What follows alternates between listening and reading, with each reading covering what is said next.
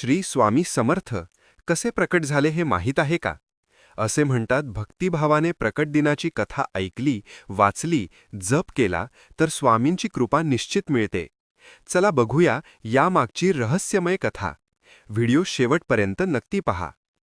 इसवी सन 1459 मध्ये नृसिंह सरस्वती महाराज गाणगापूर होऊन श्रीशैली यात्रेनिमित्त कर्दळीवन येथे अदृश्य झाले. तेथे त्यांनी सुमारे 300 वर्ष कठोर तपश्चर्या केली.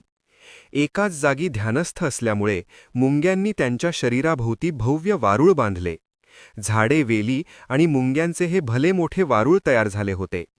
एके दिवशी उद्धव नावाचा लाडूतोड्या त्या ठिकाणी आला.